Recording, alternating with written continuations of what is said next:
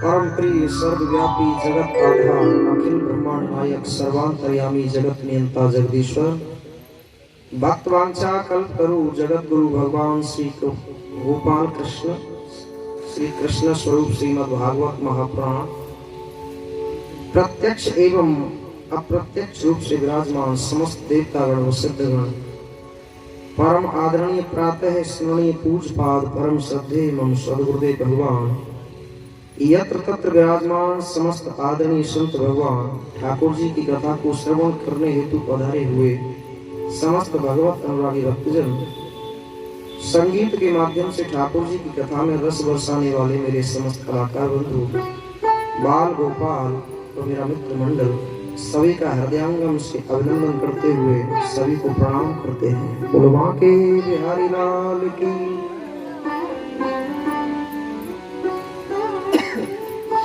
पवित्र कीर्ति मंगलमय भगवान श्री कृष्ण के परम पावन श्री चरित्रों का वर्णन करते हुए ठाकुर जी की असीम कृपा से एवं आप लोगों की हार्दिक सद्भावनाओं से आप और हम आज इस सत्संग समारोह के पंचम दिवस में प्रवेश करते हैं।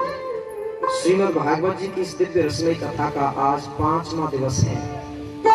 मेरे आदरणीय समस्त श्रोताओं, बंधुओं, माताओं और बहनों, आइए पंचम दिवस की कथा में प्रवेश करने से पूर्व अपनी मन और वाणी को पवित्र करें भगवान नाम संकीर्तन के माध्यम से।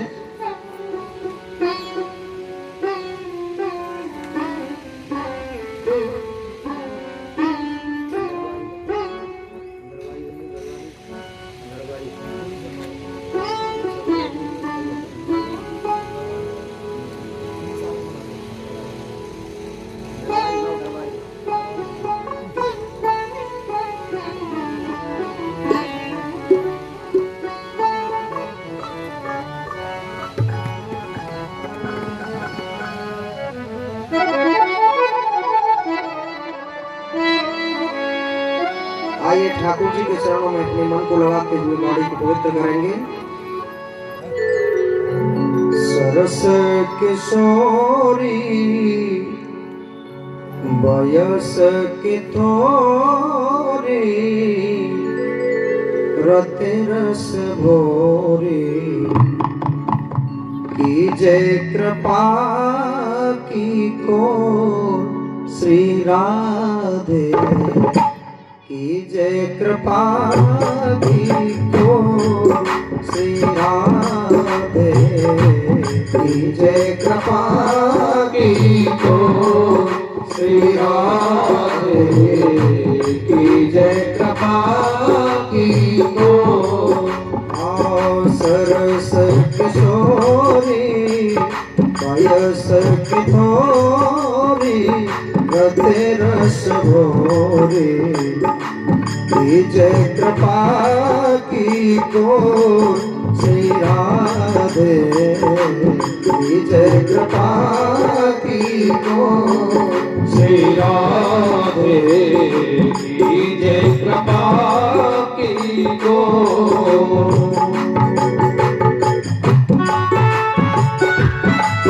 राधे राधे के चरणों में तालियां बजाते हुए हमारी स्तुति करेंगे।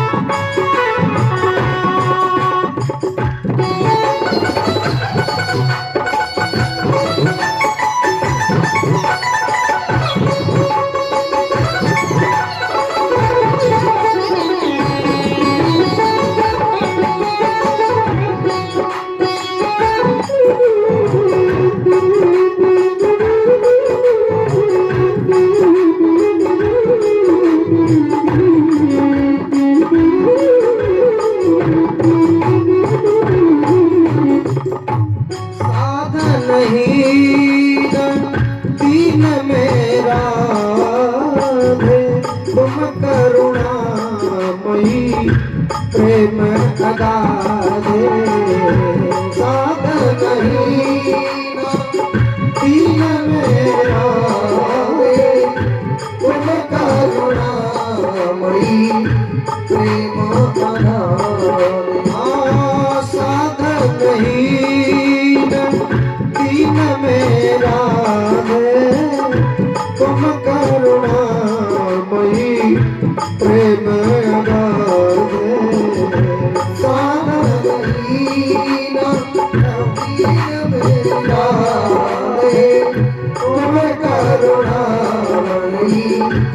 प्रेम हमारे आके तुम्हारे छाँव पुकारे कौन निहारे दीन दुखी की रो श्री राधे जय कृपा की रो श्री राधे जय कृपा की रो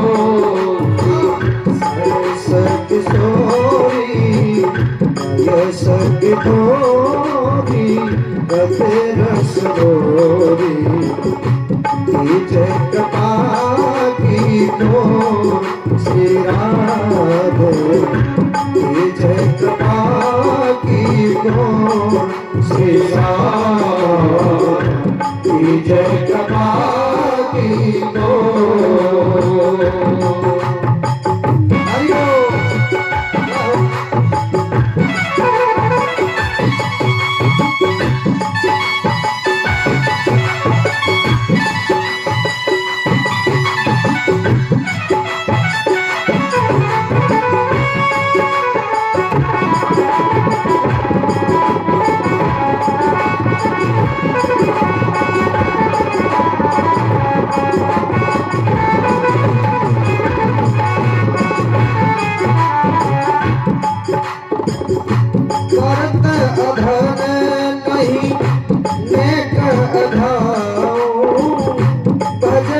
करत नामे मन को लगाऊं करत अघन नहीं नेक लगाऊं भजन करत नामे मन को लगाऊं करत अघन नहीं नेक लगाऊं भजन करत नामे मन को लगाऊं करत अघन नाय नेक लगाऊं भजन करत नाय मन को लगाऊं अरे पर जोरी लगे मन ओरी तुम बिन मोरी कौन सुधारे तो श्री राधे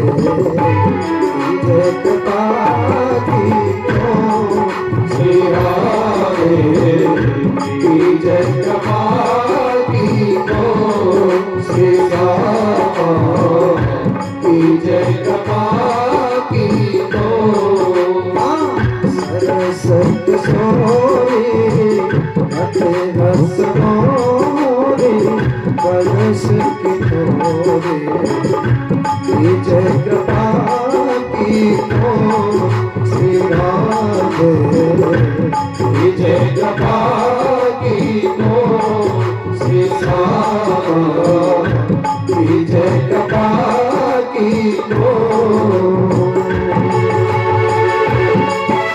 राधे रानी के चरणों में सभी गाल बुलाते हुए राधे राधे सरकार की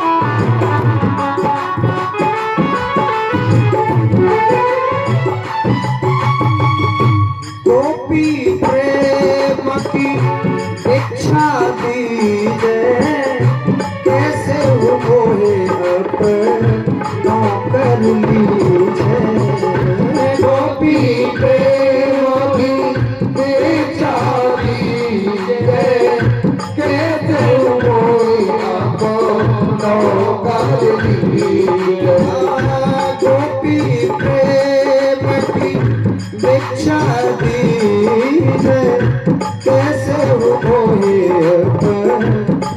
कर लीजे गोपी प्रेम की बेटा दीजे कैसे हो कोई कर लीजे तेरे गुण गावत दिवस बितावत वीर बहावत जइयो रस को श्री राधे जय भागी को श्री राधे जय भागी को श्री राधे जय भागी को सत सोई दया सत कोई रत रस लोरी जय भागी को श्री राधे जय भागी को श्री राधे जय भागी को श्री राधे जय भागी को श्री राधे जय भागी को श्री राधे जय भागी को श्री राधे जय भागी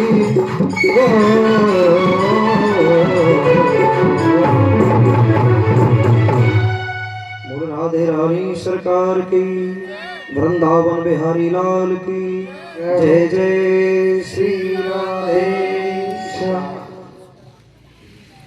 आदरणीय समस्त श्रोताओं, सम्मानीय समस्त बंधु माताओं और बहनों, श्रीमद् भागवत जी के अनुसार सबसे पहले कल आप लोग श्रवण कर रहे थे भगवान वामन और बलि की कथा को। और भगवान वामन और बलि की जो कथा है वो जीव और ईश्वर का मिलन है। वामन और बलि की जो कथा है वो जीव और ईश्वर का मिलन है, वो आत्मा और परमात्मा का मिलन है, वो भक्त और भगवान का मिलन है। भगवान वामन बलि के द्वार पे गए और बलि के द्वार पे जाकर के भगवान वामन ने क्या मांगा था? 3 कदम धरती, 3 चरण भूमि मांगी। 3 चरण भूमि मांगने का मतलब है ज्ञाता, ज्ञान और ज्ञेय, इन तीनों का दान मुझे कर दे। 3 चरण धरती मांगने का मतलब है ज्ञाता, ध्यान और ध्येय, इन तीनों का दान मुझे कर दे। 3 कदम धरती मांगने का मतलब है सतोगुण, रजोगुण, तमोगुण, इन तीनों का दान मुझे कर दे। 3 कदम धरती मांगने का मतलब है जागृत, स्वप्न और सुषुप्ति, इन तीनों वृत्तियों का दान मुझे कर दे। 3 कदम धरती मांगने माने 3 कदम धरती मांगना माने पूजा, पूजक और पूज्य, इन तीनों का दान मुझे कर दे। 3 कदम धरती मांगना माने तन, मन और धन, इन तीनों का दान मुझे कर दे। और ठाकुर जी ने बलि के यहाँ पे जाकर के 2 कदमों में, 2 चरणों में तो धन ही धन नाप लिया, यानी पूरा सब कुछ नाप लिया। और तीसरे चरण में बलि ने अपने आप को ही दे दिया, ठाकुर जी को अपने आप को समर्पित कर दिया, ठाकुर जी के चरणों में अपने आप को दान कर दिया, श्रमदान कर दिया, शरीर का दान कर दिया। शरीर के द्वारा सेवा करने से देहाभिमान घटता है। वो ये ना समझे कि मैं बहुत बड़ा पैसे वाला हूँ या बहुत बड़ा विद्वान आदमी हूँ तो मैं क्यों सेवा करूँ ठाकुर जी की है, पांडालों में झाड़ू लगाऊं। बहुत पढ़े लिखे विद्वान आदमी हमने अपने हाथों से झाड़ू लगाते हुए देखे। बहुत पढ़े लिखे विद्वान आदमी जो जानते हैं, इस बात को जानते हैं कि श्रमदान करने से माने शरीर के द्वारा सेवा करने से देहाभिमान घटता है। हमारे अंदर जो देह अहंकार है उसमें कमी आती है। मन की सेवा करने से, ठाकुर जी की मन की सेवा करें तो सात्विक गुण बढ़ते हैं। मन के द्वारा मानसिक सेवा की जाए ठाकुर जी की तो सात्विक गुणों में वृद्धि होती है। और धन की सेवा करने से, धन के प्रति जो लगाव है, हमारा अट्रैक्शन है, आकर्षण है, खिंचाव है, उसमें कमी आती है। तन, मन और धन। तन के द्वारा सेवा करने से देहाभिमान घटेगा, मन के द्वारा सेवा करने से सात्विक गुण बढ़ेंगे, और धन की सेवा करने से धन के प्रति जो लगाव है उसमें कमी आएगी। जो मोह है, धन से लगाव है, उसमें कमी आती है। मेरे प्यारे सज्जनों, राजसूय यज्ञ जब चल रहा था ना पांडवों का राजसूय यज्ञ, तो राजसूय यज्ञ में युधिष्ठिर महाराज ने सबको अलग अलग काम बांट दिए थे। भीमसेन को जिम्मेदारी दे दी, काम दे दिया भोजन पानी कराने का। बोले इस यज्ञ में जितने बार आदमी आएंगे उन आदमियों को, उन व्यक्तियों को भोजन पानी कराने की जिम्मेदारी भीमसेन तुम्हारी है। अच्छा, भीमसेन ने ज्यादा खपाई आई सेठ जी, ज्यादा खाते, तो ज्यादा खाए वाले को भोजन की जिम्मेदारी दे दी जाए तो बड़े प्यार से खवाएगा वो सामने वाले को, है ना, पूछ पूछ करके। बोले एक और चलेगी, जैसे हमारे सेठ जी पूछे, है ना, और कॉलोनी में निमंत्रण दे रहे हैं आजकल, रोजाना कर रहे हैं, पूछ पूछ के दे रहे हैं, है ना, और ले लो महाराज जी एक और चलेगी, है ना।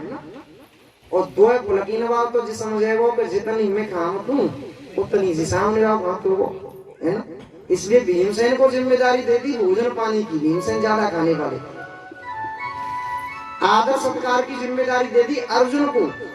अर्जुन तुम्हारा काम है कि जितने बार वारवास के आदमी आवे उन सबको आदर सत्कार देना, उन आदर से उनको बैठाना, ये तुम्हारी जिम्मेदारी।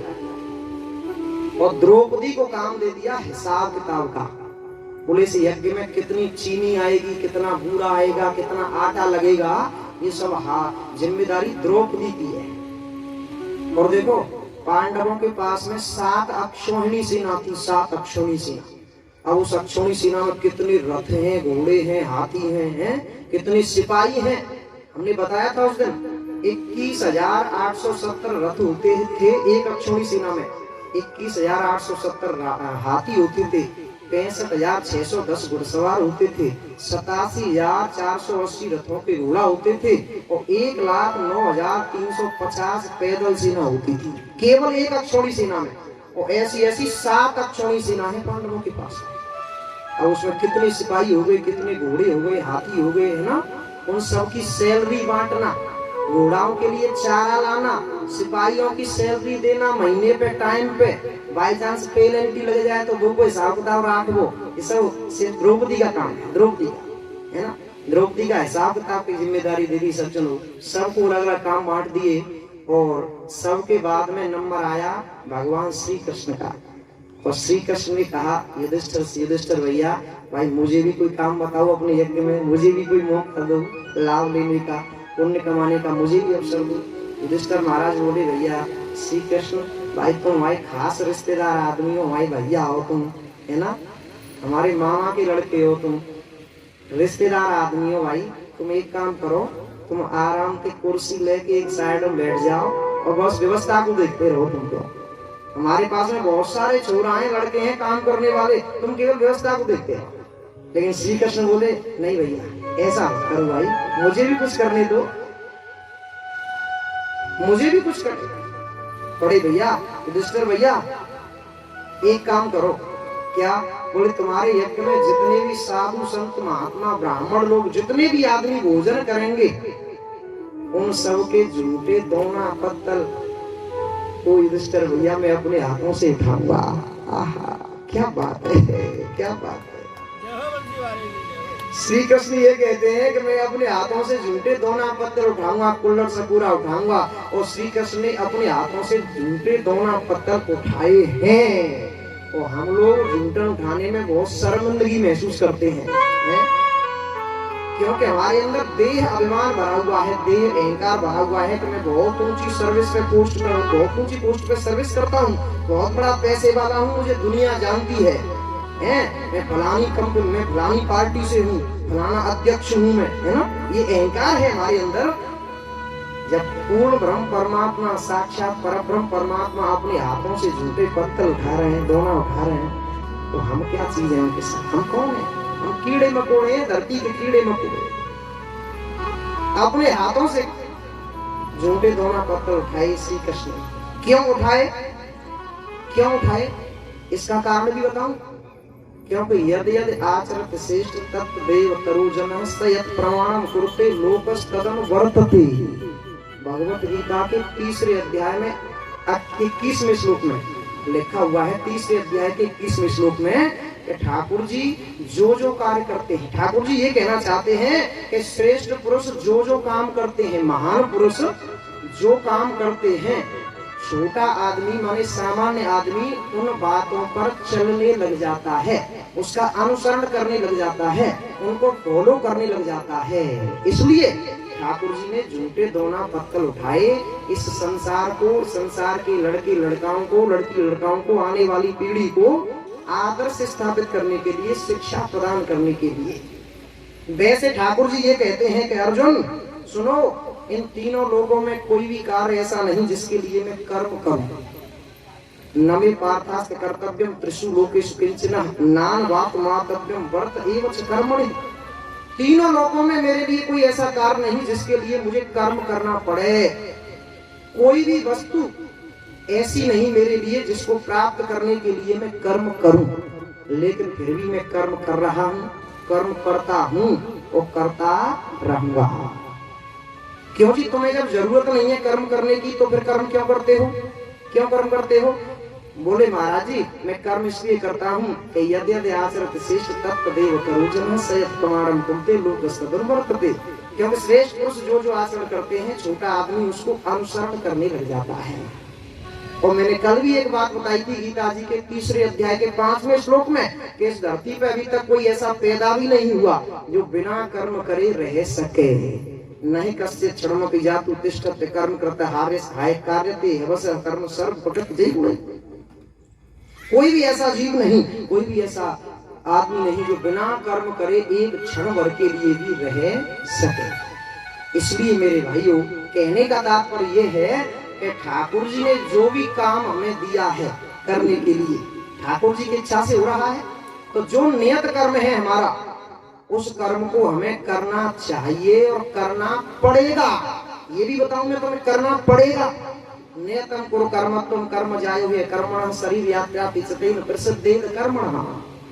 गीता जी का टीका लिखा है परम आदरणीय संत स्वामी श्री राम सुखदास जी महाराज ने साधक संजीवनी, और साधक संजीवनी में ठाकुर जी 3 अध्याय के 8वें श्लोक में ये कहते हैं कि नियतम कुरु कर्मत्वम कर्म जायो है अकर्मणः। जो कार्य हमें ठाकुर जी ने दिया है, जो हमारा नियत कर्म है, वो हमें करना चाहिए और करना पड़ेगा। अच्छा एक बात बताओ, हम कर्म न करें तो फिर खाएंगे क्या? सीधी सीधी बात मोटी भाषा में, शरीर यात्रा कैसे चलेगी हमारी?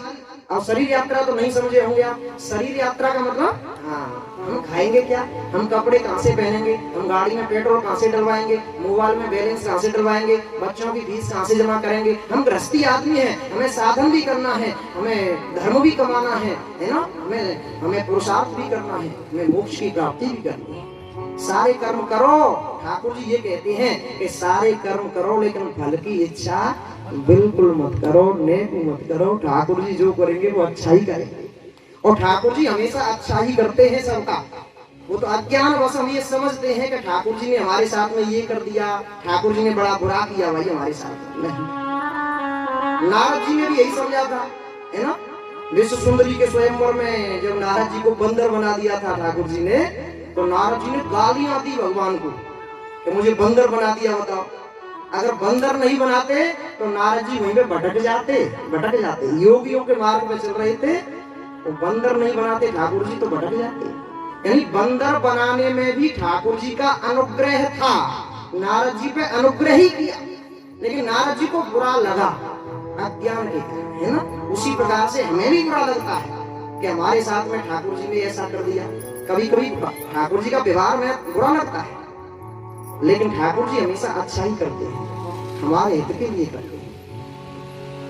वो मेरे प्यारे सज्जनों, हमें अपने नियत कर्मों को करना चाहिए, और सबके कर्म भी बताए हैं गीता जी के 18वें अध्याय के 42वें, 43वें, 44वें, 45वें, इन 4 श्लोक में 18वें अध्याय में इनमें सबके कर्म बताए हैं।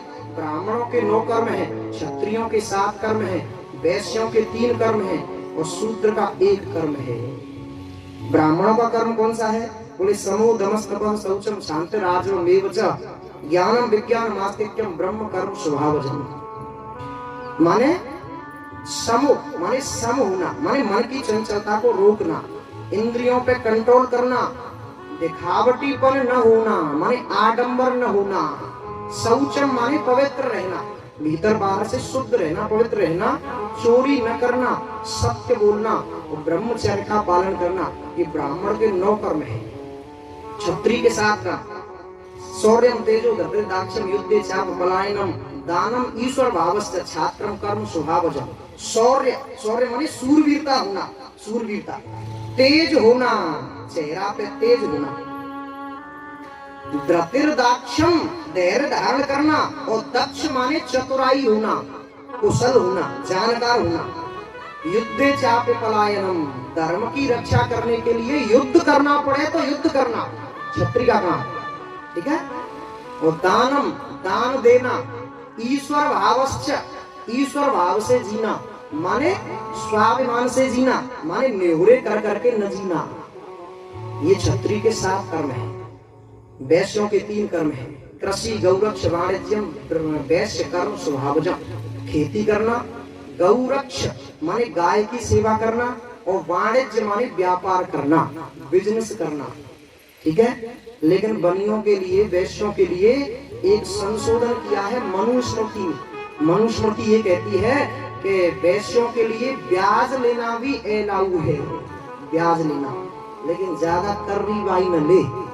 2 रुपया सैकड़ा की ते काम में चला ले, 5 रुपया सैकड़ा की न ले, है ना। ये ब्याज लेना भी संशोधन किया है, मनुस्मृति में बताया है कि बनियों के लिए ब्याज लेना भी अलाउ है। और ठाकुर जी 45वें श्लोक में ये कहते हैं कि स्वे स्वे कर्मण्य निवृत्तः संसिद्धिं लभते नरः। आज की तारीख में भी जो अपने कर्म पे और अपने धर्म पे डटा हुआ है, टिका हुआ है, तो फिर वो आदमी सिद्धि को प्राप्त हो जाता है। फिर उसे कुछ भी करने की कोई आवश्यकता नहीं पड़ती।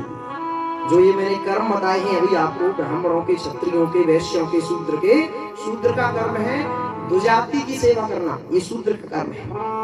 और इन कर्मों पर आज की तारीख में भी यदि कोई व्यक्ति डटा हुआ है, माने ईमानदारी से अपने कर्तव्य को करता है और हर एक स्थिति में गोपाल की याद करता है, तो वो आदमी फिर सिद्धि को प्राप्त हो जाता है, हो जाता है। फिर उसे गंगा जी नहाने की, तीर्थों में घूमने की और दुनिया भर के तीर्थ में जावे, महीना में घुमाए दे, बाकी कोई जरूरत नहीं, कोई जरूरत नहीं। एक बात बताऊं, 2 बार जावे, 2 बार जावे, द्वारका त्रिवेणी जावे 3 बार।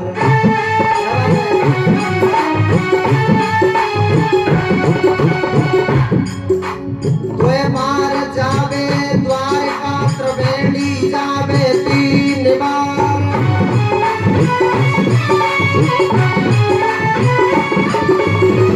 4 बार काशी अंग गंगा जी नहाए थे।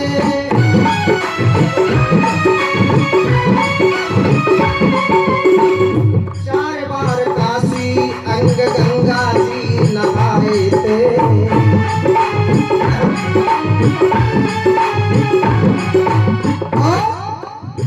5 बार पशुपति, पशुपति नेपाल में पशुपतिनाथ का मंदिर, हमारे सेठ जी तो खूब घूमे।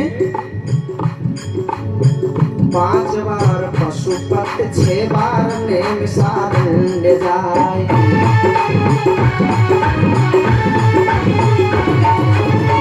5 बार पशुपति, 6 बार नैमिषारण्य जाए।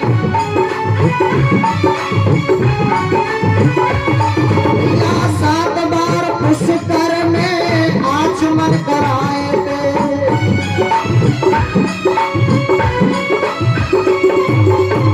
7 बार पुष्कर में आचमन कराए थे।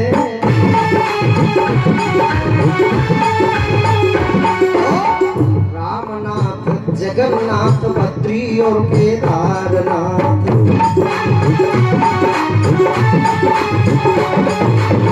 रामनाथ, जगन्नाथ, बद्री और केदारनाथ। 10 सुमेर 100 बेर पगलाए थे।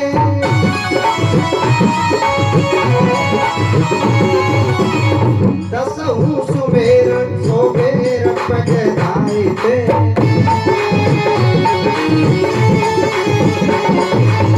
अब कितने तीर्थ गिना दिए मैंने आपको, कितने तीर्थ गिना दिए? अब जितना फल हमें इन तीर्थों में जाने से होता है ना, जितना फल मिलता है उतना फल काहे पे मिल जाए मैं बताऊं?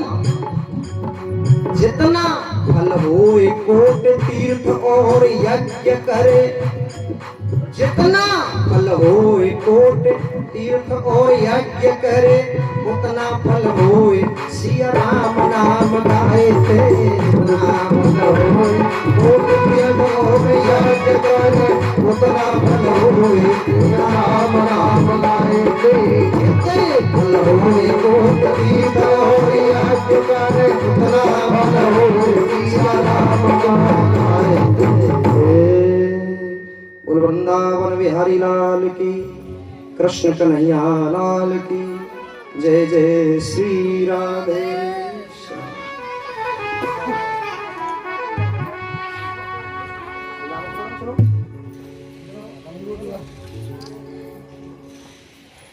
सज्जनों, जितने तीर्थों में जाने से, इन तीर्थों में जाने से जो हमें फल मिलता है, उतना फल तो हमें केवल भगवान का नाम गाने से, ईमानदारी से ठाकुर जी का स्मरण करने, नाम स्मरण करने तो मिल जाता है। इसके बाद में कल आपने राम कथा को सुना।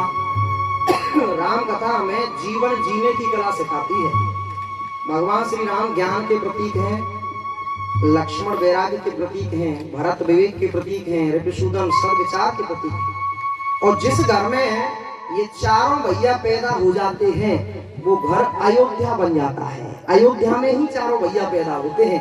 अयोध्या माने वो घर, वो परिवार जिसमें बिल्कुल भी युद्ध न हो। माने नहीं, युद्ध माने कलेश, झगड़ा, लड़ाई।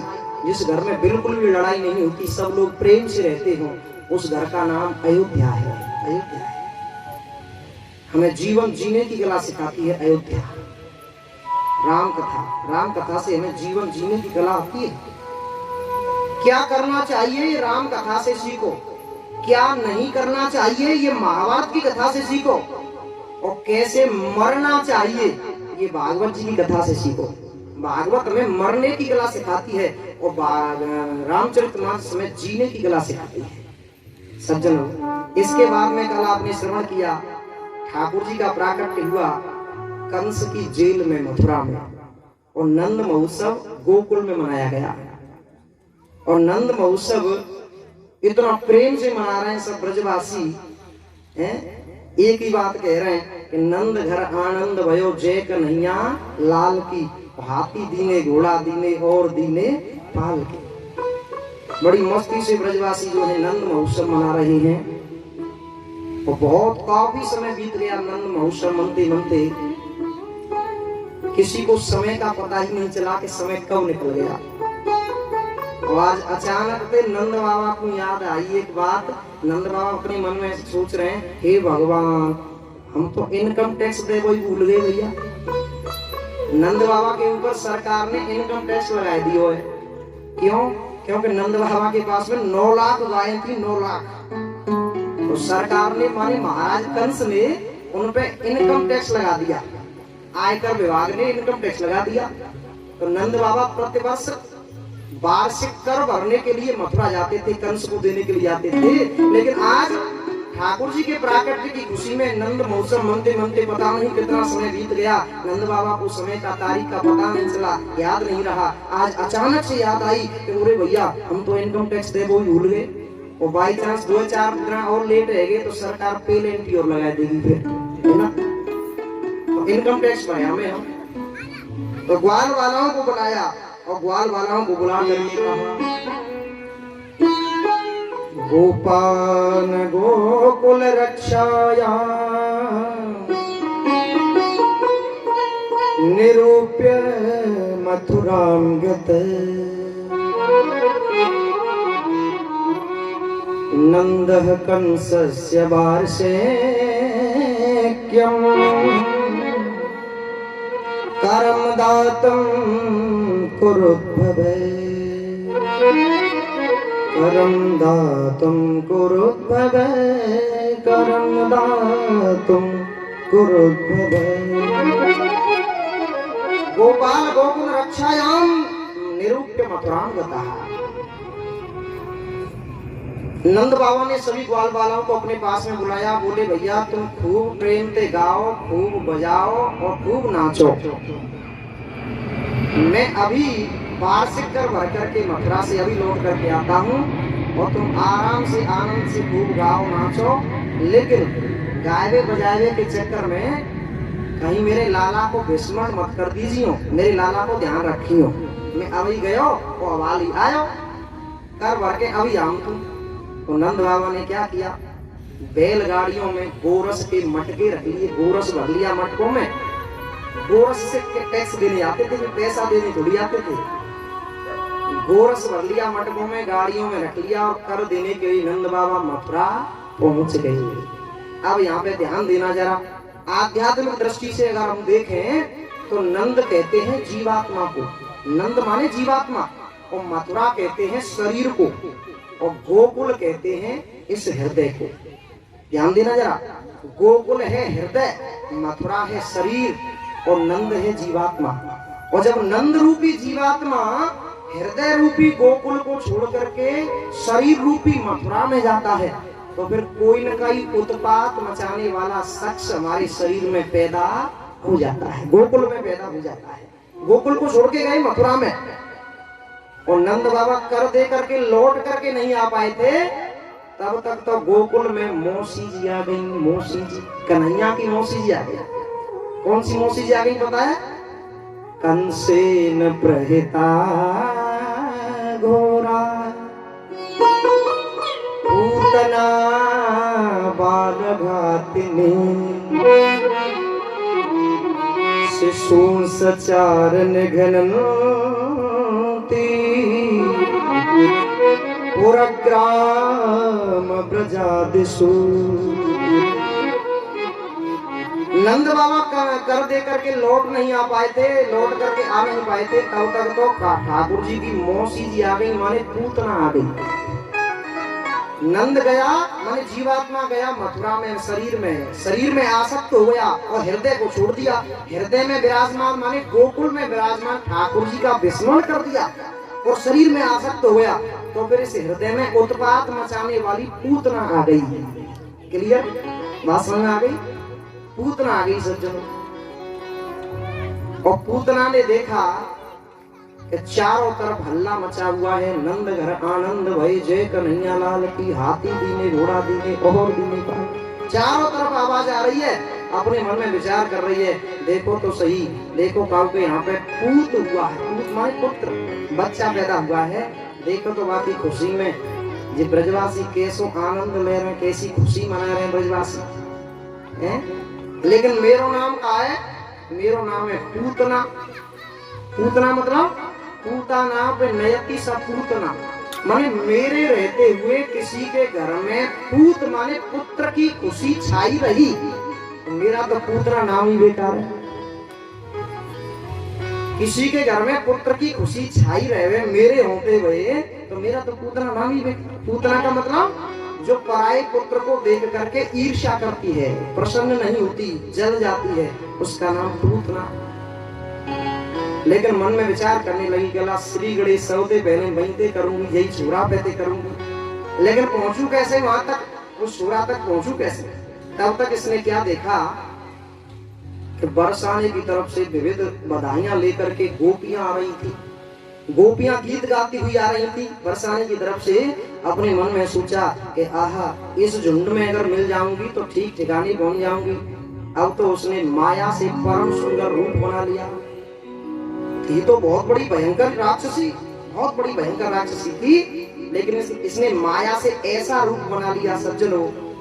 पीली साड़ी पहन ली इसने, सोने के आभूषण पहन लिए, छेल छबीली सुंदरी बन गई, हाथ में कीड़ा कमल ले लिया और नैन मटकाती सब के चित्त को चुराती झुंड में आकर के मिल गई। आभूषण की वजह से पीली छनक पड़ रही है सेठ जी, इतने आभूषण पहन ले रहा है, पीली धोती पहन ली है।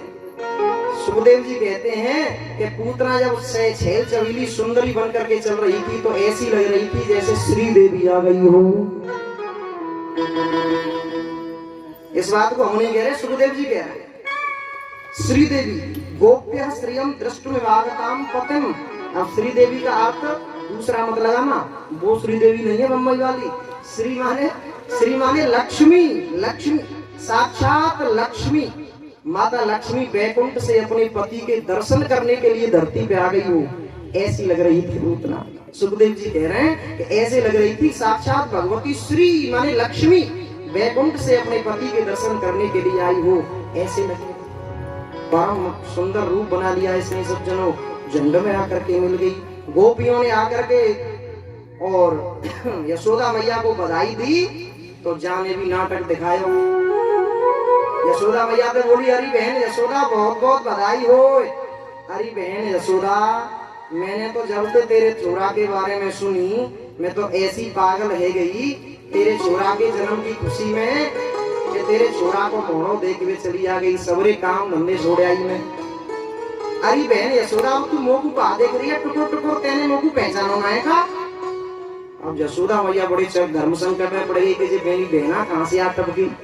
आज से पहले मैंने तो आखिर कभी सकल सूरत नहीं देखी, लेकिन होगी कोई मिलने वाली। अपने मन को समझा रही है यशोदा मैया कि मेरा बुढ़क्कड़ स्वभाव है, मैं बहुत जल्दी भूल जाती हूँ ना आजकल, है ना, मेरा बुढ़क्कड़ स्वभाव है, तो होगी अपनी कोई प्यार वाली, कोई बैठने वाली। अब इतने प्यार से जो बधाई लेके आई है मेरे आंगन में, और अब मैं जाते एकदम से जी पूछ दूं कि बहना में तो को पहचान ना पा रही, तो जाको बेचारी को बुरा लग जाएगा, है ना। तो अंदर से तो शंका कर रही है माँ, और ऊपर से सवन को यश दे रही है। मैया कह रही है, अरे आओ बहनाओ आओ, ये सब तुम्हारो ही आशीर्वाद है। सोचा 80 साल के बुढ़ापे में ये आनंद देखवे को मिलो, ये छोरा में देखवे को मिलो, सबको बुलाती है।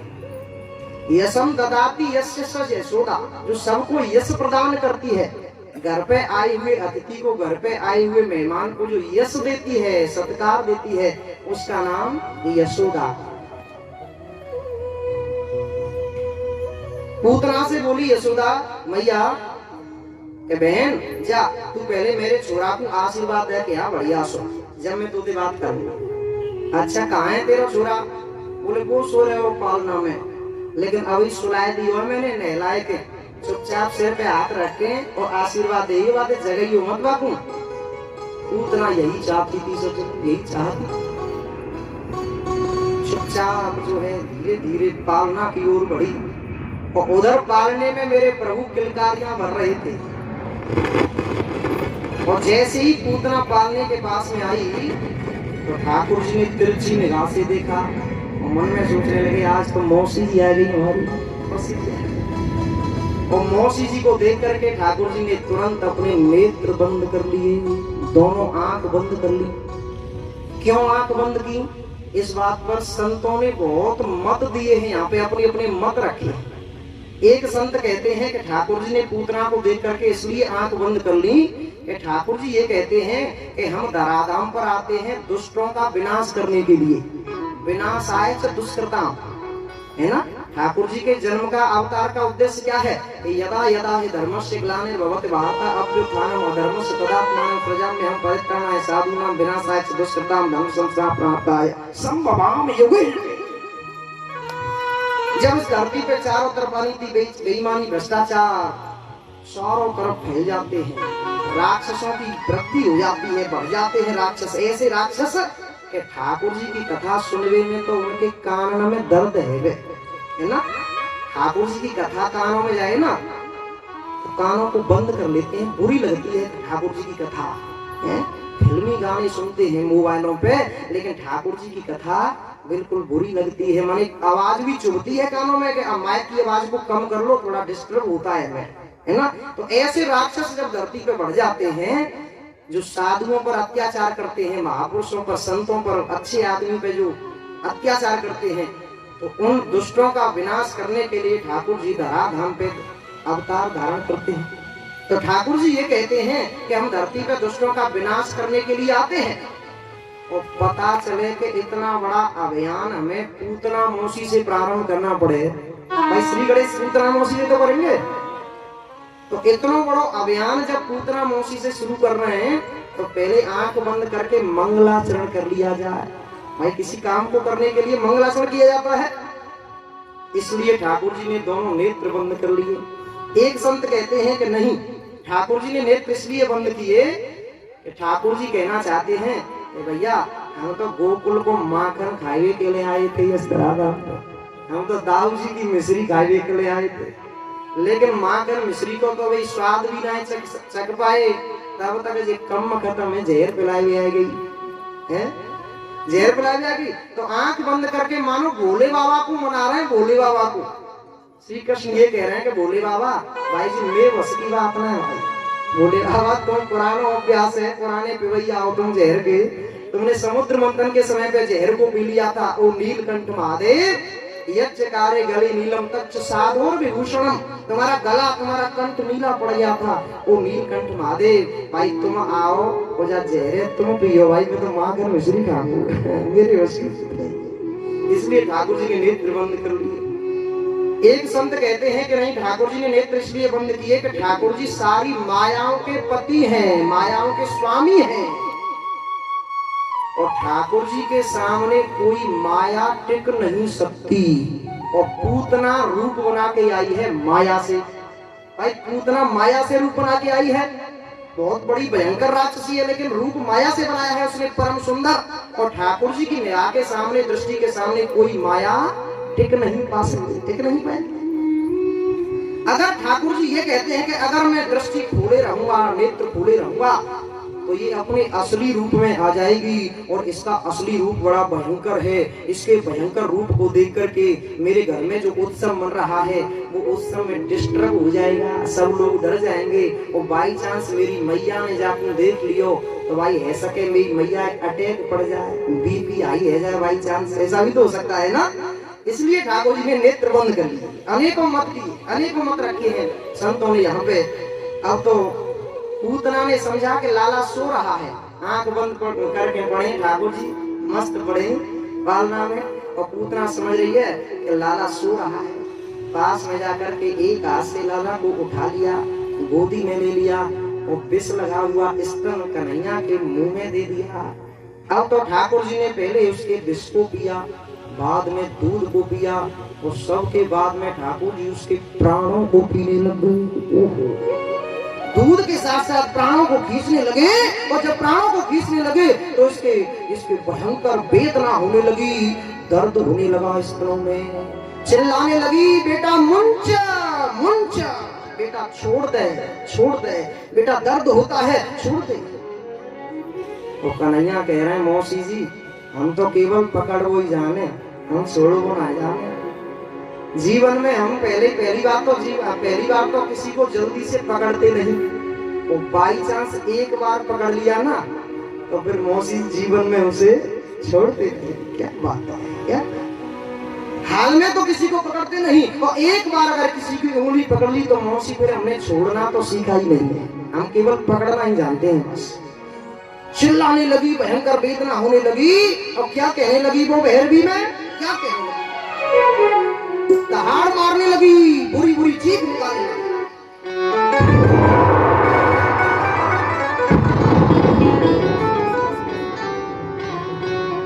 चिल्लाई दहाड़े मार मार,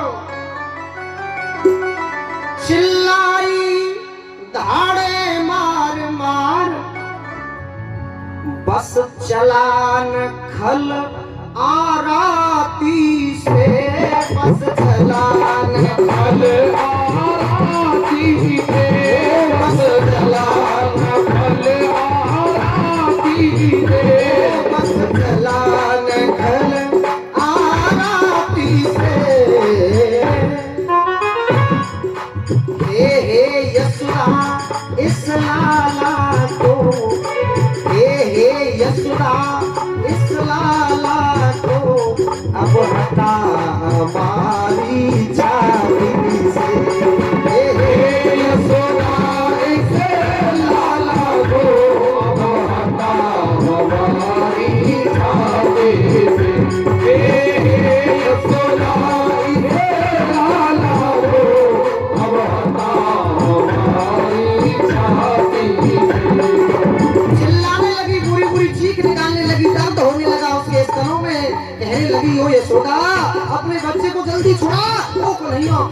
होगा, वो जल्दी छोड़ दे मुझे, मुझे दर्द होता है। और क्या कहने लगी वो, जीती जागती अगर अब के, वो यशोदा भाई मैं तेरे पे निवेदन कर रही हूँ भाई, वो एक बार सुना ले बस। जीती जागती अगर अब के, मैं बचकर मथुरा जाऊंगी, मैं बचकर मथुरा जाऊंगी, मैं बचकर मथुरा जाऊंगी। सौगंध पुत्र की खाती हूँ, सौगंध पुत्र की खाती हूँ, गोकुल में कबहू न आऊंगी, सौगंध पुत्र की खाती हूँ, गोकुल में कबहू न आऊंगी, सौगंध पुत्र की खाती हूँ, गोकुल में कबहू न आऊंगी। कृष्ण कन्हैया लाल की जय।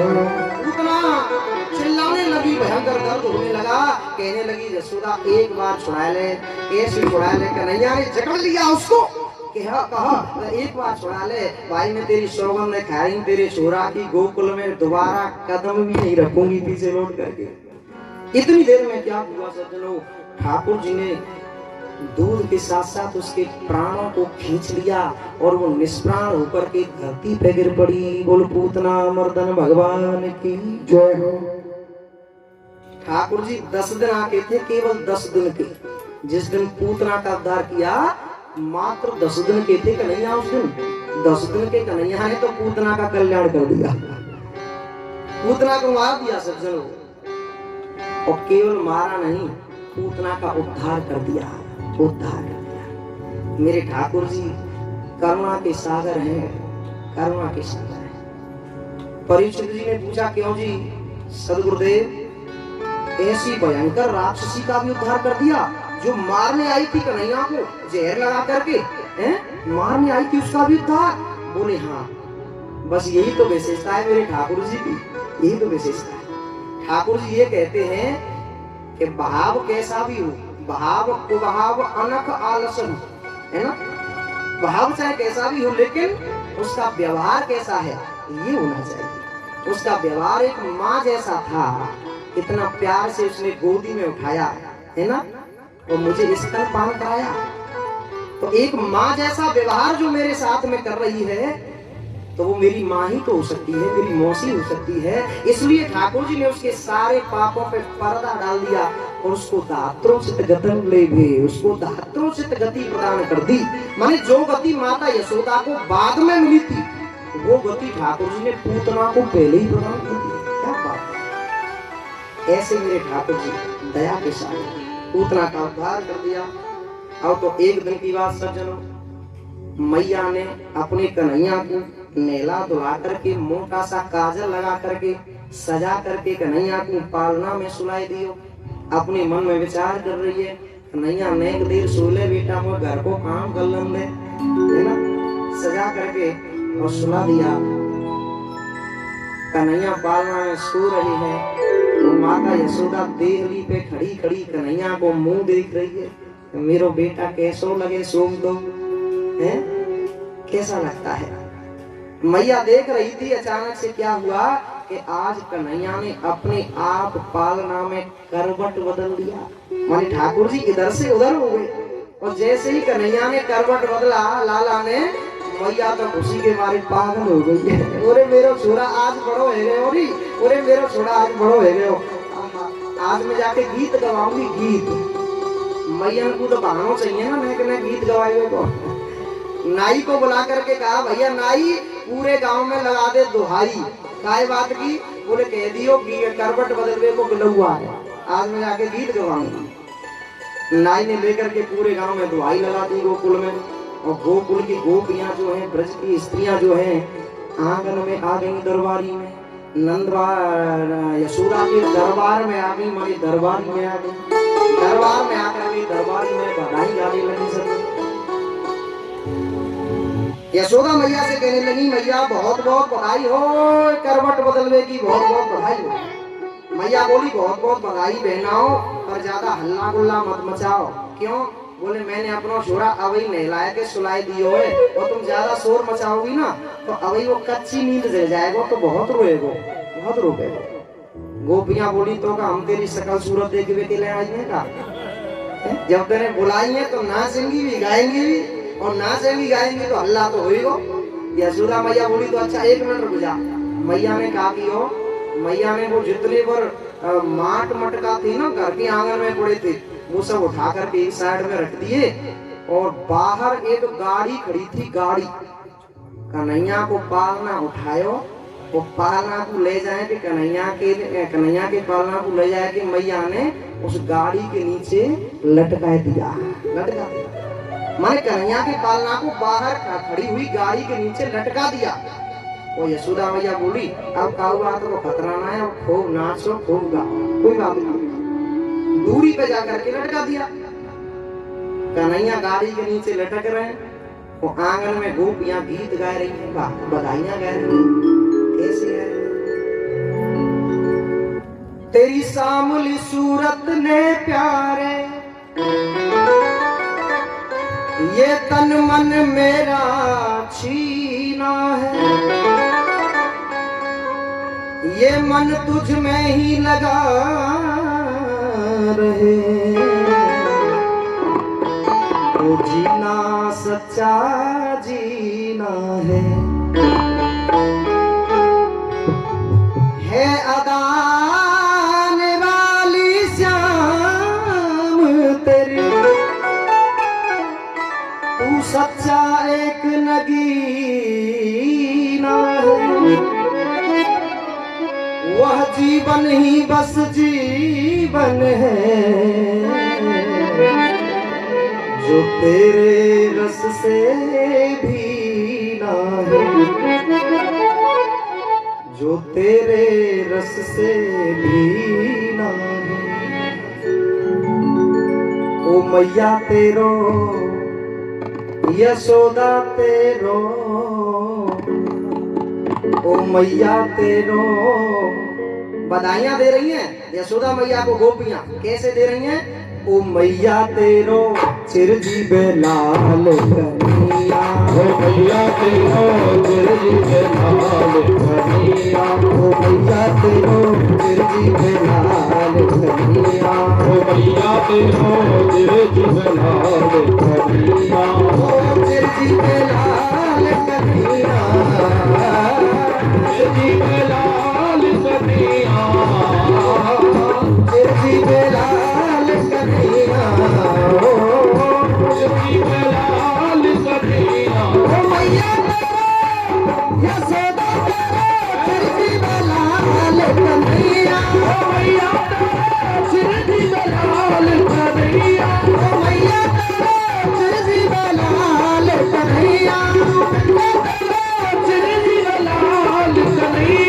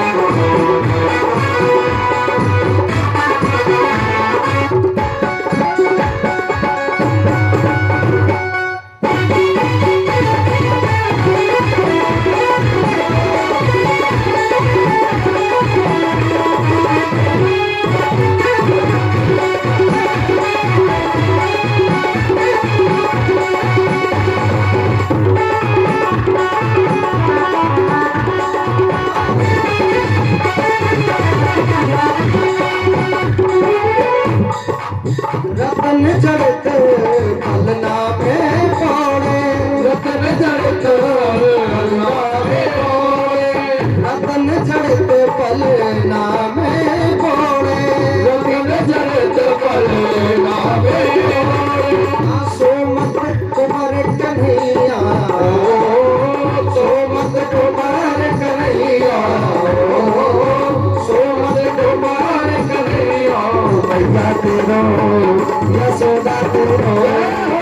भैया तेरो चिरजीव लाल कन्हैया, ओ भैया तेरो चिरजीव लाल कन्हैया, ओ भैया तेरो चिरजीव लाल कन्हैया, ओ भैया तेरो चिरजीव लाल कन्हैया।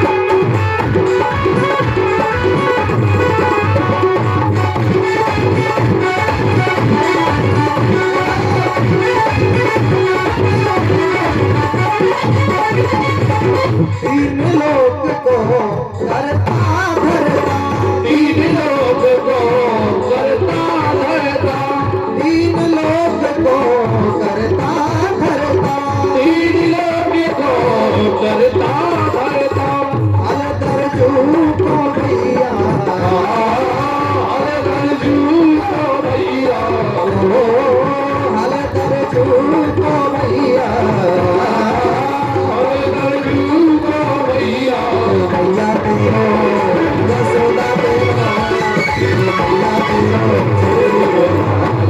भैया, ओ भैया तेरा चिरजीव लाल कन्हैया, ओ भैया तेरो चिरजीव लाल कन्हैया, ओ भैया तेरो चिरजीव लाल कन्हैया। दोनों हाथ उठाइए।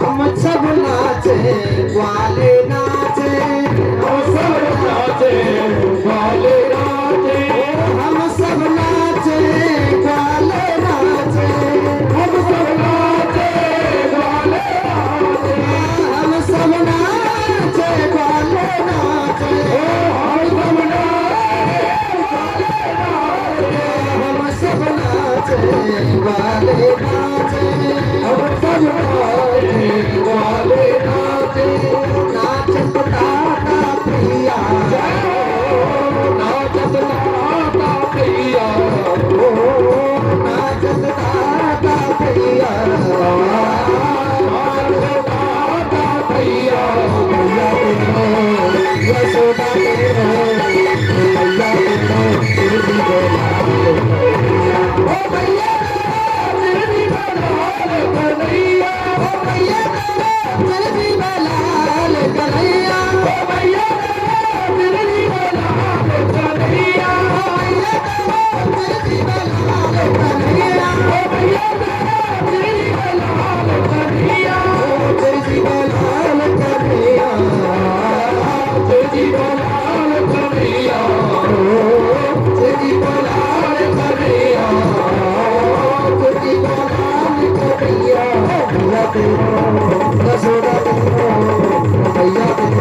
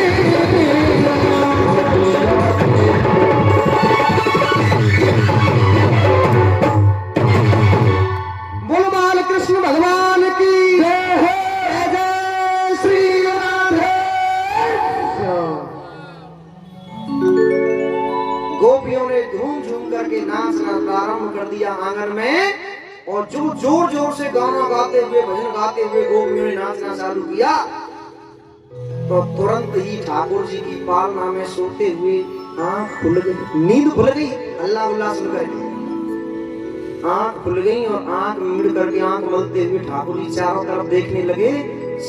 समझ गए, सोचने लगे, अच्छा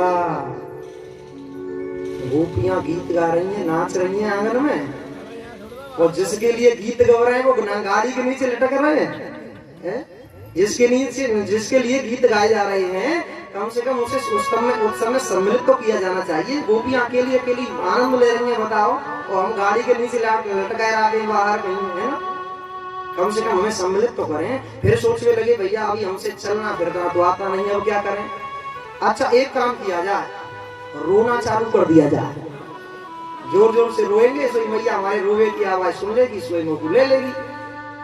अब तो कन्हैया ने जोर जोर से रोना प्रारंभ कर दिया, लेकिन गायवे बजावे के चक्कर में मैया ने और गोपी ने उनकी रोवे की आवाज ना सुनी, फिर भी नहीं सुना। कन्हैया ने अपने मन में विचार किया कि ये तो सुनती नहीं, अब क्या करें? तभी उनकी दृष्टि ऊपर गई, गाड़ी के ऊपर, और जिस गाड़ी के नीचे कन्हैया लटक रहे थे, क्या देख रहे हैं? उस गाड़ी के ऊपर एक सकटासुर नाम का दैत्य घात लगा करके बैठा था। कन्हैया सोचने लगे, हाँ मामा जी बढ़िया वक्त पे आए, बढ़िया मौके पे आए। घुमा करके एक लात मारी, और लात का स्पर्श पाते ही गाड़ी जो है आकाश में उड़ी चली गई। केवल लात का स्पर्श पाया और गाड़ी आकाश में उड़ी चली गई, और ऊपर से गाड़ी गिरी तो चकनाचूर हो गई, और सकटासुर भी गोविंदा नमो बोलो नंद के लाला की। सकटासुर भी चकनाचूर हो गया, गाड़ी भी चकनाचूर हो गई। सकटासुर को मार करके ठाकुर जी ने आकाश तत्व को शुद्ध किया है। एक दिन की बात सज्जनों, मैया लाला को उछाल उछाल के खिला रही थी, ऐसे छोटे बच्चे को ऐसे उछाल के खिलावे ना मैया, ऐसे करके तो यशोदा मैया उछाल उछाल के खिला रही है, और लाला जो है किलकारियां भर रहा है, हंस रहा है। और मैया उछाल वो बंद कर दे, सो लाला रोए वो चालू कर दे। मैया अपने मन में सोच रही है कि अब मैं जाकर ऐसे कब तक झुलाती रहूंगी, कब तक उछालती रहूंगी, मेरे तो हाथ दुखे लग गए, बड़ी बूढ़ी हूं मैं, हाथ दुखने लगे। इतनी देर में क्या होता है कि कंस का एक सेवक था तृणाव्रत ने क्या किया कि तूफान बन करके आ गया, जिसे ग्रीष्म काल में गोल गोल चक्रवात आते हैं ना, गर्मियों में चक्रवात का रूप धारण करके तृणाव्रत आ गया सज्जनों, वो हाथ लगा करके खड़ा हुआ। अब तो मैया जो है, मैया के हाथ दुखने लगे, तो मैया जो है कन्हैया को स्तनपान कराए के लिए बैठ गई। किला थोड़ा स्तनपान कराया तुम लाला को, तब देखो। अब तो स्तनपान करा रही है मैया लाला को, और तृणाव्रत घात लगा करके बैठा है, और जैसे कन्हैया ने गोदी में लेटे लेटे टेढ़ी निगाह से देखा तृणाव्रत को, अपने मन में सोचने लगे, आहा मामा जी ने हमारे ताई उड़न खटोला की व्यवस्था कर दी, उड़न खटोला भेज दियो। मैया हमको झुलाना है पा रही ना, तो मामा जी ने उड़न खटोला भेज दियो। अब लेकिन मैया हमें थोड़ा छोड़ दे गोदी में थे, तब तो हम जाको आनंद ले हमें उड़न खटोला को, लेकिन मैया छोड़ ही ना चाहे। अब क्या करें? तो ठाकुर जी ने क्या किया सज्जनों, अपना वजन बढ़ाना प्रारंभ कर दिया, और एक क्षण में इतने वजनदार हो गए, भारी हो गए कि मैया को गोदी में संभालना भी मुश्किल हो गया। मैया की आंखें फट गई, आश्चर्यचकित हो गई, और ये छोरा इतना वजनदार कैसे है गयो? अभी तो मैं जाकर उछाल उछाल के खिला रही फूल जैसो, तो अब जी वजनदार कैसे है गयो? मैया ने गोदी में से पटक दियो, आंखें फाड़ फाड़ के देख रही है मैया। सोई कन्हैया हंस गई मैया को देख के, हंस गए, सोई मोह गई मैया। मैया मन में सोच रही, अरे मैं यार 2 घंटा से बैठी बैठी दूध जो पिला रही हूँ ना, ऐसा लगे कि दूध पिया के छोरा भारी है गयो, हमारा दूध पी के छोरा भारी है जाए। मैया भूली भाली मैया है। मैया बोली, बेटा आओ तुझे आंगन में थोड़ा घूम ले, तेरा दूध हजम हो जाएगा, तब मैं तो खिलाऊंगी, मैं थोड़ा काम कर लूं घर को। मैया काम करवे के मैं घर चली गई, अंदर चली गई, इतनी देर में तृणावत ने क्या किया, दौड़ा दौड़ा आया और कन्हैया को कंधे पे बैठा करके आकाश में लेकर के उड़ गया। आकाश में लेकर के उड़ गया। ठाकुर जी की पीढ़ी उसके कंधे पर बैठे बैठ चले गए, ऊपर उड़ गए और ऊपर से पूरे ब्रजमंडल को दर्शन करने लगे। ऊपर से देख रहे हैं कि जे ललिता को घर है, जे विशाखा को घर है, जे राधा को घर है, जे अनुराधा को घर है, जे छिपी गली है, जे प्रेम गली है, जे होली गेट है, सदर बाजार है, छत्ता बाजार है, पूरे ब्रज को जो है दर्शन कर रहे हैं। क्यों क्यों दर्शन कर रहे हैं?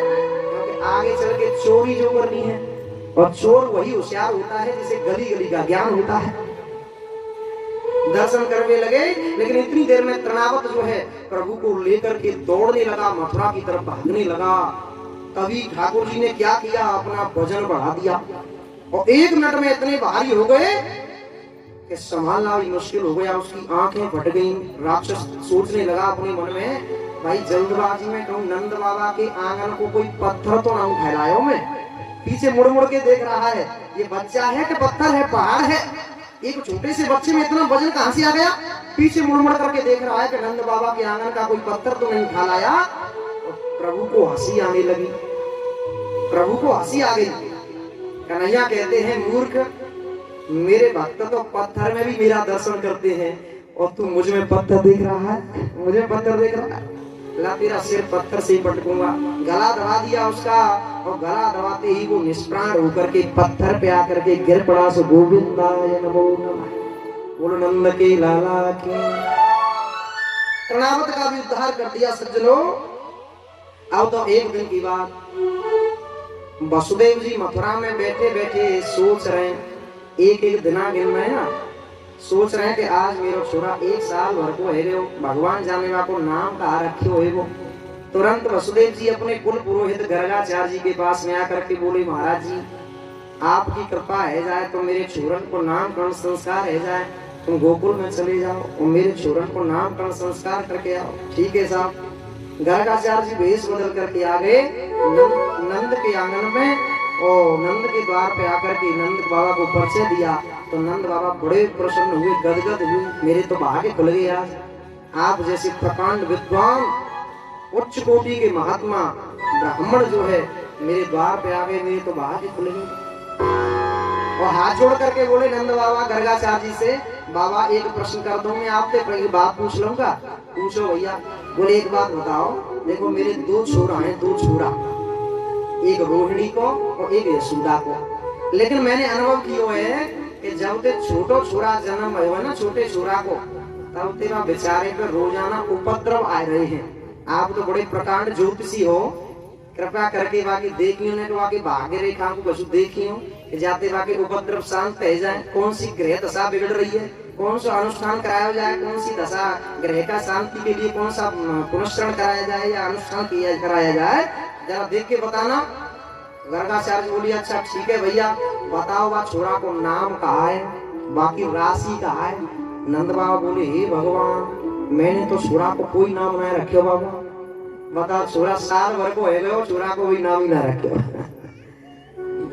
और बोले गर्गाचार्य जी से कहा, महाराज जी जब आप आई गए हो मेरे द्वार पे, मेरा बड़ा अहोभाग्य है, तो मैं चाहूंगा कि आपके श्रीमुख से ही मेरे छोरन को नामकरण संस्कार है जाए।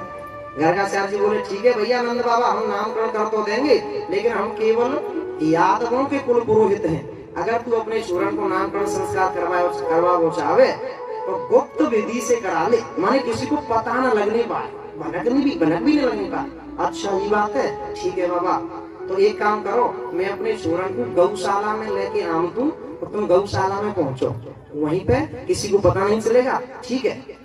नंद बाबा अंदर गए, आंगन में चिल्लाने लगे, अरे यशोदा, हमारे तो भाग्य खुल गए आज, हमारे द्वार पे बहुत बड़े ज्योतिषी, बड़े विद्वान ब्राह्मण आए हैं आज। यशोदा बोली रोहिणी से, रोहिणी जा गर्गाचार्य को पूरे ब्रजमंडल में बड़ो नाम है, बड़ो ज्योतिषी, बड़ो प्रकांड विद्वान है, ब्राह्मण है। रोहिणी बोली, अच्छा मैया ऐसी बात है, हाँ तो चलो या पंडित की आज परीक्षा लेके देखेंगे, परीक्षा लेंगे ये विद्वान है कि नहीं। मैया बोली, अच्छा कैसे लेगी बहन जी परीक्षा, कैसे लेगी। बोले एक काम करो, मेरे छोरा को तो तू ले ले, वो अपने छोरा को दे दे, दोनों अदला बदली कर लो, मेरे सुराय तो तू ले ले और तेरे सुराय मैं ले लूं। अगर बढ़िया विद्वान ब्राह्मण होगा तो पट्टे पहचान जाएगा कि कौन को कौन सो सुरा है, और ना पहचान पावेगा तो समझ लियो वैसी खड़िया पंटर ब्राह्मण है, रोटी राम ब्राह्मण है। ठीक है, दोनों बहन अपने चूरण की अदला बदली करके गौशाला में पहुंच गई। वो महाराज जी से किया प्रणाम, पंडित जी प्रणाम। और गर्गाचार्य जी में आशीर्वाद देवे के ताई अपनी दृष्टि उठाई, लेकिन सीधी गर्गाचार्य जी की दृष्टि जो है कन्हैया से टकराई, और जैसे ही आंखें चार भई तो गर्गाचार्य जी तो देखते ही रह गए, देखते ही रह गए। निर्मलेश नैनों से निरंतर नारायण की झांकी को निहारते ही चले गए, निहारते ही चले। और एक पल भर में पहचान गए कि ये साक्षात परब्रह्म परमात्मा निर्गुण निराकार निर्विशेष आज मेरे सन्मुख संपस्थित हुआ है, सर्व साकार बनकर के संपस्थित हुआ है। एक पल पलट गिरना बंद हो गया, बाबा की आंख खुल रही है, आंखें फाड़ के देखते जा रहे हैं, ध्याता ध्यान और धैर्य एक हो गया, माने समाधि में खो गई बाबा। समाधि भी कई प्रकार की होती है, ध्याता ध्यान धैर्य एक हो गए, प्राणायाम चढ़ गया, पलक गिरना बंद, आंखें फाड़ करके बाबा देखते ही जा रहे हैं, देखते ही जा रहे हैं, आंखें फाड़ देखते ही जा रहे थे। अब यशोदा मैया ने समझी कि बाबा कछु भाग्य रेखा देख रहे होंगे, लाला की सो देख लेंगे। लेकिन जब आंखें फाड़ते फाड़ते बाबा को 1 घंटा भर है गए हो, तो यशोदा मैया बोली धीरे थे, बाबा अब तो तुमने कछु नाम सोच लियो होए, वो बताओ जा छोरा को नाम कहा है। अब बाबा हुए तो नाम बतावे, बाबा तो समाधि में है। जब बार बार टोकने पर भी कोई प्रतिक्रिया नहीं की बाबा ने, तो मैया और डर गई बेचारी। रोहिणी ते बोली धीरे ते, रोहिणी देखियो जब बाबा है कहा है गयो, न हिले न डुले न मटके न सटके, सीधो आंख फाड़ के देख तो चले जाए मेरे छोरा को, देखिए सूरज जब बाबा है कहा है गयो। रोहिणी बोली यशोदा मुझे तो ऐसी लगे कि यार बाबा की सांसों चले वो बंद है क्यों। यशोदा मैया बोली अरे तो का जा बाबा है मेरो ही घर में ले का कलंक लगाए हुए। मैया तो कछु और सोचने लगी और डर गई बेचारी, और डर करके मैया ने वो बाबा का हाथ पकड़ करके हिला दिया, ए महाराज जी सुई बाबा की समाधि खुल गई। हाँ हाँ मैया हाँ, अरे घबरा मत मैया, तेरे नाम तेरे लाला को नाम सोच लियो। हे रहने बाबा तेन तो हद कर दी, ऐसे नाम सोचे जाए तुम, तेने तो मेरी मोर को सोच में डाल दियो, ऐसे क्यों नाम सोचा जाए। बताओ जल्दी तेजा छोरा को नाम कहा है, ये छोरन को नाम बताओ, मुझे तो डर लगने लगो बाबा तुमसे, जल्दी बताओ। अपने आप को संभाला गर्गाचार्य जी ने, और पुनः दोनों बच्चों को देखा निहारा, तो अपने मन में सोच रहे हैं भाई ये अदला बदली सी कैसे रही है भैया। यशोदा से बोले यशोदा बताऊं मैं तुझे, तेरी गोद में ये जो छोरा है ना, ये निश्चित रूप से रोहिणी का बेटा है। अयम हे रोहिणी पुत्रो रमयन सुहृदो गुणै आख्यास्यते रामयति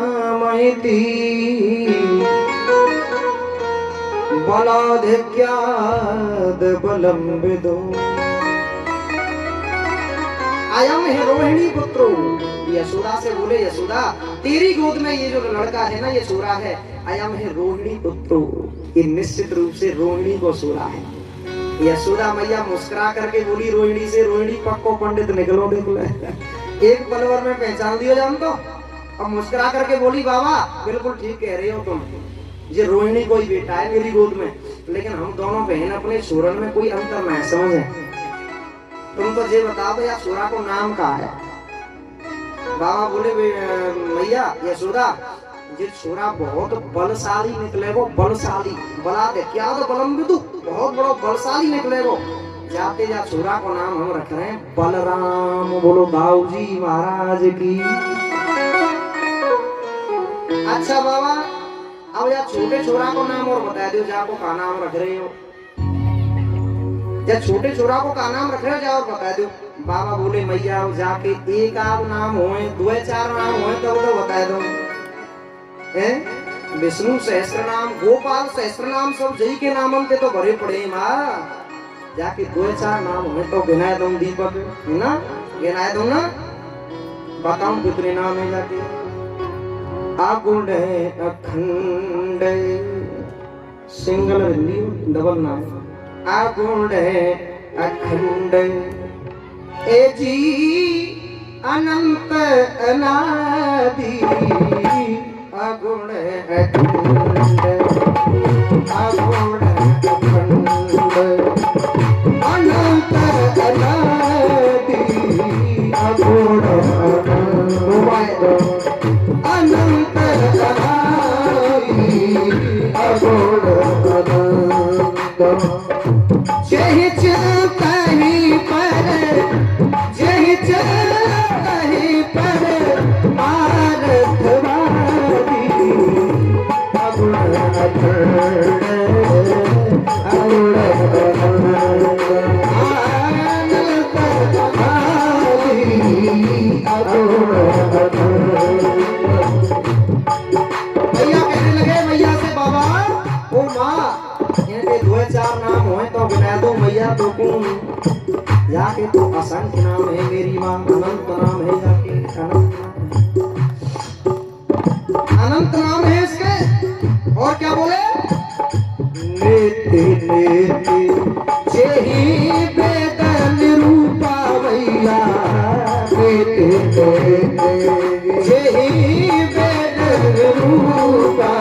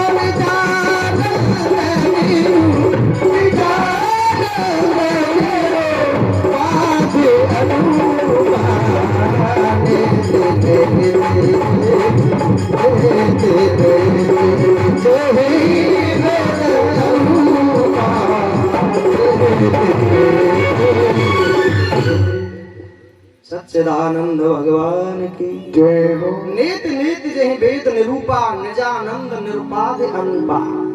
इनके अनेकों नाम हैं असंख्य नाम हैं। दो चार नाम हो तब तो गिना दूं। मेरा निवेदन है सभी ग्वाल वालाओं से कृष्ण कन्हैया से दाऊजी महाराज से के नटखटपना न करें पंडाल में चुपचाप बैठ जाए नहीं तो जनता की नजर तुम्हारी पास रहेगी है ना। थोड़ी देर बाद दिखाना अपनी लीलाओं को आराम से बैठ जाना है ना।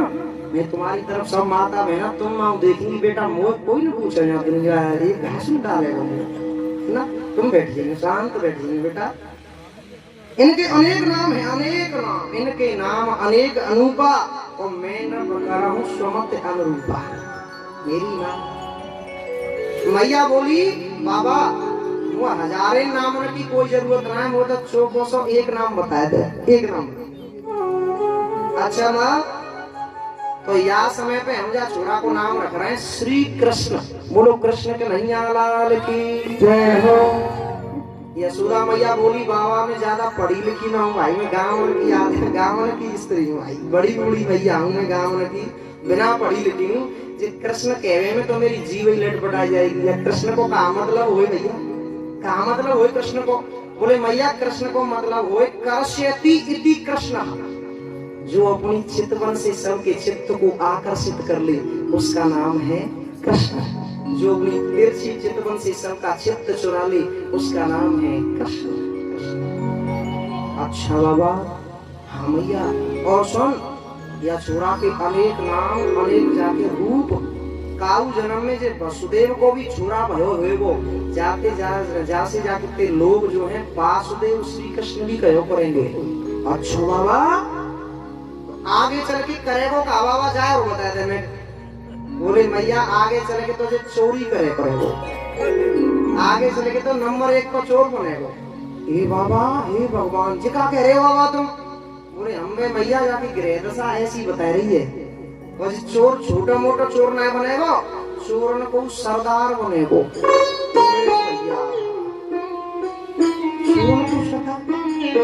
चुरायो करेगो बाबा जी, और बता दो मैं चुरायो करेगो। बाबा ने कहा वृंदावनी सारंग में ब्रजे वसंतम नवनीत चौरम गोपांगनानां चतुमूल चौरम अनेक जन्मार्जित पाप चौरम सौराग्रगण्यं पुरुषं नमामि, सौराग्रगण्यं पुरुषं नमामि। मेरी माँ ब्रजे वसंतम नवनीत चौरम, मेरी मैया जे तेरो लाला ब्रज को गोकुल को माखन चुरायो करेगो, ये तेरो लाला दाऊ जी की मिश्री चुरायो करेगो, ये तेरो लाला गोपिन के चीर को चुरायो करेगो। और यहाँ के सामने अगर कोई बड़े से बड़ो पापी भी आए हो ना, तो वहाँ के जन्म जन्मों के पापों को भी चुरा लिया करेगा मेरी माँ। पापों को माखन मिश्री चुराएगा, पापों को भी चुराएगा मेरी माँ। नाम रख करके रख दिए बाबा ने। और मैया आंगन में गई, भीतर चली गई घर में, और रोहिणी ते बोली, रोहिणी एक बात है भाई, ये ब्राह्मण पक्को प्रकांड विद्वान है भाई, ये बात तो माननी पड़ेगी जाके। जब नेक ते पहचान दे बता दो चूरा, लेकिन यार नाम जरूर टेढ़े मेढ़े से रख दें। महाराज जी ने नाम रखे श्री कृष्ण और बलराम। वो देख रोहिणी, मैंने 2 नाम सोच रहे अपने सुरन के। कहा बोले बाबा ने तो रखे श्री कृष्ण और बलराम, और मैंने नाम रख दे के कनुआ और बलुआ। बिल्कुल सीधे साधे, लेने में बिल्कुल कोई दिक्कत ना, सीधे साधे। अरे एक बात बताऊं, छोरा को तुम कितना बढ़िया नाम रखवाइयो पंडित जी पे, है ना, पंचांग में दिखवाए बढ़िया, लेकिन मैयन को प्यार को नाम अलग ही मिलेगा छोरा को, है ना। और वैसे ही प्यार का नाम अलग होना भी चाहिए, वास्तविक नाम अलग होना चाहिए और प्यार का नाम अलग होना चाहिए। ऐसा नहीं होना चाहिए कि केवल प्यार कोई नाम हो, जैसे छोटी सी कोई गुड़िया हो, है ना, छोटी सी लड़की हो, बेटी हो, उसका नाम हो गुड़िया। तो छोटी जब तक है तब तक तो गुड़िया गुड़िया कहने तो बड़ी अच्छी लगे, लेकिन जब गुड़िया ही नाम परमानेंट है जाए बाको, और गुड़िया है जाए फिर गुड़िया है, और बुढ़ापे में फिर आते कहने गुड़िया अम्मा, गुड़िया दादी, तो कैसा लगेगा, अजीब सा लगेगा कि नहीं। अच्छा चिंटू नाम को कोई छोरा हो, चिंटू छोटा सा हो तो बड़ा अच्छा लगे चिंटू, और चिंटू जब है वो बुड्ढो तो चिंटू बाबा के गिनवा थे, चिंटू बाबा है। इसलिए वास्तविक नाम अलग होना चाहिए और प्यार का नाम अलग होना चाहिए। ठाकुर जी के वास्तविक नाम हुआ ठाकुर जी का श्री कृष्ण, और दाऊ जी महाराज का नाम हुआ बलराम। लेकिन मैया ने 2 नाम सोच लिए, कनुआ और बलुआ। मैया को जो प्यार को नाम है कनुआ, काना, है ना, कन्हैया, ये सब प्यार के नाम है। मैया के नाम रख दिए सज्जनों। अब तो दोनों भैया थोड़े बड़े हो गए, वो आंगन में दोनों भैया रेंगने लगे, रिंगम करने लगे, पेट के बल चल रहे हैं मेरे ठाकुर जी। अब तो धीरे धीरे खड़े होने का प्रयास करने लगे मेरे ठाकुर जी।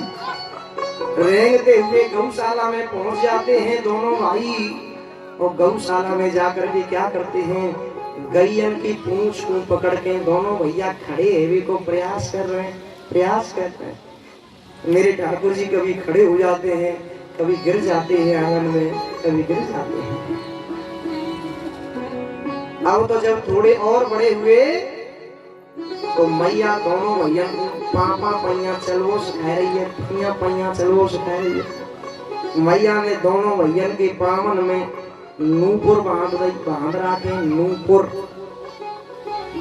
नूपुर बांध रखे दोनों भैया के पावन में। कमर में सोने की कोंदनी बांध रखी है, और दोनों भैया इतना हल्ला कर रहे हैं मुकुट बांध के पांडाल में कि सबरी जनता भी दोनों गांव देख रही है, इतना कोई ना देख रहा। दोनों भैया ऊधम मचा रहे हैं आंगन में, तो बड़े अच्छे लगते हैं भैया, बड़े अच्छे लग रहे हैं। झनकार से उनके नूपुरों की झनकार से पूरा आंगन झंकृत होता है। रोन जोन जनन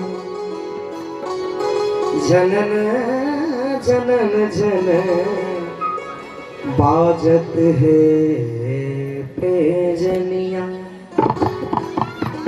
पेजनिया बन रही है और मैया दोनों भैया को उंगली पकड़ के चलो सिखा रही है, आंगन में चलना सिखा रही है। और मेरे दोनों भैया जब चलते हैं ना दोनों भाई, तो उनके नूपुरों की झनकार से पूरा आंगन झंकृत हो जाता है। आइए सूरदास बाबा के नयनों से देखें कि उस आंगन की शोभा कैसे हो रही है। क्योंकि देखन को घनश्याम की मूरत चाहिए, सूर्य की आंधरी आंखें इन आंखों से नहीं देख सकता, वो छवि इन आंखों से नहीं दिखाई दे सकती। वो आंधरी आंखों से सूरदास के नयनों से देखें, दृष्टि से देखें, ऐसी झनकार होती है।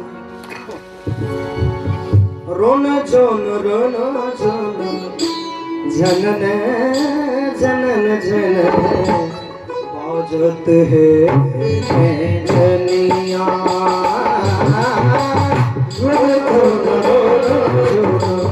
जनन जनन बाजत है पेजनिया। रोन जोन जनन जनन जनन बाजत है पेजनिया।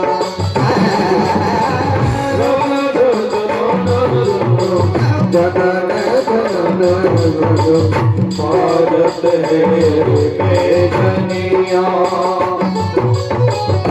मात यशोदा चलन सिखावे, मात यशोदा चलन सिखावे, मात यशोदा चलन सिखावे, मात यशोदा चलन सिखावे। उंगली पकड़े दो कलिया,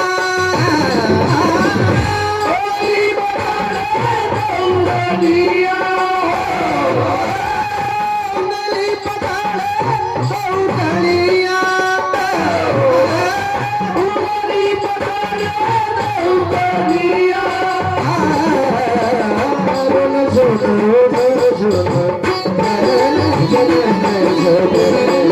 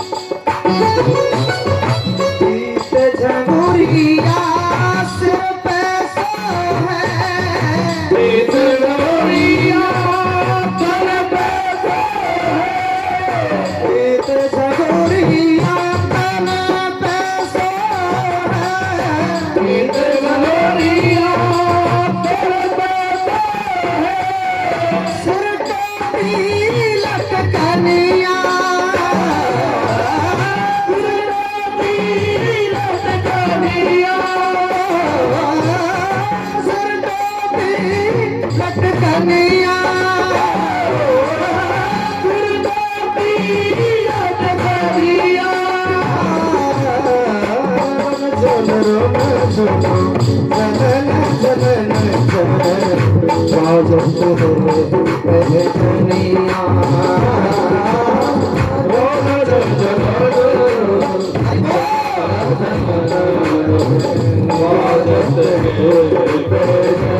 ताली बजाते हुए हरि बोल।